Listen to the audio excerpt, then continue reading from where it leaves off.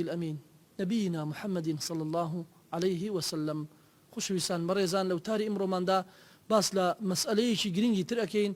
کە ئەویش دیاردەیەکە و بە بەرچاوی هەمووانە. ئەویش ئەبینین مزگەوتەکان لە مانگی ڕەمەزاندا لە بیدایەتەکەیدا و لە سەرەتایەکەیدا مزگەوتەکان خەڵکێکی زۆر ڕووی توێەکە،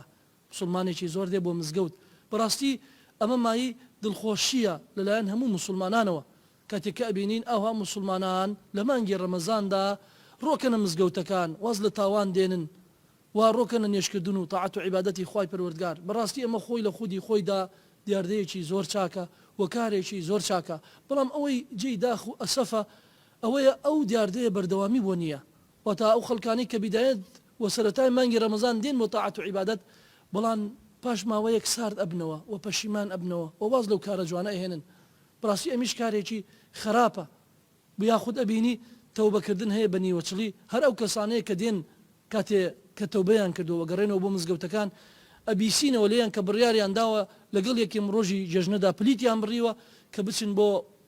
وڵاتەکانی ئەوروپا و لە سەیرانگاکانی ئەوروپا کاتەکانیان بەسەر بەرن. بەڕاستی ئەمە کارێکی خراپە. یاخود ئەبینین هەنێک لەو تەوبەکارانە ئەبینێک ئافرەت بێ بە ڕۆژووە بەڵام پانتۆلە پێیەتی یاخود سەری ڕوتە یاخود سەیرەکەی سوراو ئەدا و کاتێک کە بە ڕۆژووە و هەروەها لە گەنجان ئەبینین هەیە بە ڕۆژوو ئەبێ نوێژ ناکە یاخود هەیە نوێژ ئەکا و بە ڕۆژوو نابێ. بەڕاستی بەڕێزەکانم ئەمە خەلەلە لە تەوبەکردن کارێکی چاکە، چونکە تەوبەکار خۆشەویستە بۆ لای الله سبحانه وتعالى کاتێک کە خوای پەروەردگارە فەرمێ إن الله يحب التوابين. خوای پەروەردگار بزانە لە قورئانی مبارەکدا خۆی ڕائەگەیەنێ کە هەر کەسێک تەوبە بکە واز بێنێ لە تاوان ئەوە کەسێکی خۆشەویستە بۆ لای الله سبحانه وتعالى. و هەروەها پێغەمبەر صلی الله عليه وسلم باسی خۆشحاڵی خوای پەروەردگارمان بۆ ئەکات، ئەڵێ خوای پەروەردگار گەلێ خۆشحاڵترە لە خۆشحاڵی ئەو کەسەی کاتێ ئەگەر لە بیابانێکدا بێ یاخود لە شوێنێکی چۆڵەوانیدا بێ وایستی بێتی سەفەرێ بکات ئەگەر دابەکەی پێ بێ و هەروەها ئاو و خۆراک و خواردن حیساب خۆی کردبێ کە ئەو ماوەی کە ئەو سەفەرە وەگەڵێ بەسەر ئەبات، بەڵام لە پڕێکە ئەگەر دابەکەی بەجێ هێشت بێ لەو چۆڵەوانیەدا و هەروەها ئاو و خواردنەکەشی لا نەما بێ دابەکەی ڕۆی بەجێ هێشت بزر بوو یان بەجێ هێشت، ئەڵێ و کەسە ئەگەر مەویست بوو لە ژیان یاخود مەویست بووێ لە ژیان بڵێ چم لە شوێنێک ئەخەوم تا ئەمرم هیچ مەجاڵێکی تیان نەما چونکە خواردنی پێ نییە تا قەتڕێکردنشی نییە. ئەڵێ ئەگەر خەوی لێکەوت و دوایەوە چاوی کردەوە سەیرێکی دابەکەی وە لەبان سەری وەستاوە چەندێ خۆشحاڵە زۆر خۆشحاڵە، بەڵام ئەڵێ هێشتا خوای پەروەردگار لەو کەسە خۆشحاڵترە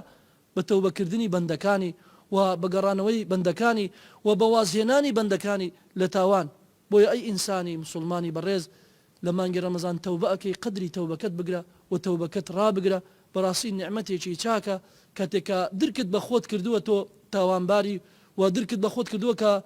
لەسەر کارێکی خراپ لەسەر کارێکی باش دانیت وەک لەسەر کارێکی خراپدا ئەڕۆی. ئەگەر تەوبە ناکەی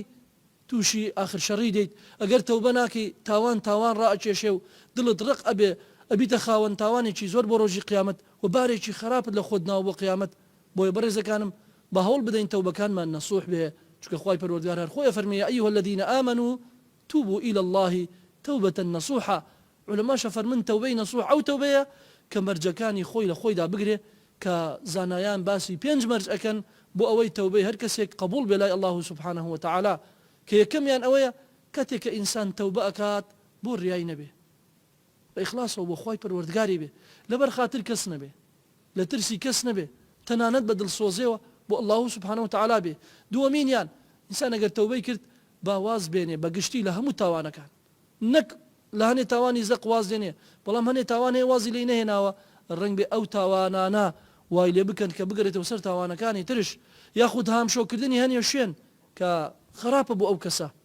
ومایە ئەوەیە کە پەشیمانی کاتەوە دەبێ واز لەو شوێنانەش بێنێ. یاخود هاوڕێی خراپ هەنی هاوڕێی خراپ هەیە ڕاستە تۆ تەوبەت کردو بەڵام کاتێک گەر واز لەو هاوڕێی خراپانە نایەنی تەوبەکەت نابێتە سەر. وەسێمینیان ئەوەی ئینسان پەشیمان بێ لە تاوانەکانی مەرجی سێم و تەوبەی نەسوح ئەوەیە مرۆڤ پەشیمان بێ لە تاوانەکانی. بزن لە دنیادا کەسێک لە خۆت عاجز ئەەکەی یان کەسێک لە خۆت سوخت ئەەکەیت دواتر پەشیمانە بیتەوە. ئەی چۆن ئەوێری خالق المەخلوقات یان رب العالمین لە خۆت عاجز بکەی. فبۆیە ئینسان دەبێ تەوبەکەی ڕابگرێ کە مەرجی سێمش تطبیق بکە ئەویش پەشیمان بێ لەو تاوانانەی کە لێوەی دەرچووە. چوارەمینش العزيمة على أن لا يعود إلى الذنوب سربوني هبه وعزيمتي هبه كنقريتوا بۆ تاوان جارێکی تر وەک چۆن قاتیل المئة ئەو پیاوەی کە 100 کەسی کوشت بوو ئەوەندە سوور بوو لەسەر تاوانەکەی کە ئەوە بوو چۆلای زانایان و فتوای ئەوەیان بۆیدا کە ئەو گەڕەکەی خۆی بەجێ بێلێ و هاوڕێکانی بەجێ بێلێ ئەویش ڕاستگۆ بوو لە تەوبەکەی هەمویانی بەجێ هێشت و نەگەڕایەوە سەر تاوان جارێکی تر خاڵی پێنجەمش و مەرجی پێنجەمش ئەوەیە ئینسان ئەگەر کاتێک کە تاوانەکانی متعدیە بۆی زوڵمی لە خەڵک کردووە یاخود ماڵی خەڵکی خواردووە دەبێ حەق الناس بگەڕێنیتەوە بەڵێ بەڕێزەکەم دەبێ حەق الناس بگەڕێنیتەوە من پیاوێکە ناسم تەوبەیەکی زۆر ڕێکوپێکی کرد بەوەی هەتا کاتی خۆی ئەو پیاوە زوڵمی کردبوو لە هەنێ سوالکەری بینی بوو بە زۆر پارەکانی لیان سندی بوو ئەگەڕایەوە بە دوای ئەو سوالکەرانش کە ئەو پارانی لیانی سندی بوو بیگەڕێنیتەوە بۆیان بەڕاستی تەوبە دەبێ ئەوها بێ دەبێ بەم شێوەیە بێ کە ڕێکوپێک بێ و هەموو مەرجەکانی خۆی لە خۆیدا بگرێ و لێرەوەش پەیامێکم هەیە بۆ مامۆستای مزگەوتەکان بۆ ئیمام و خەتیبەکان ئەوەیە کاتێک کە ئەبینن مزگەوتەکانیان قەڵەباڵغا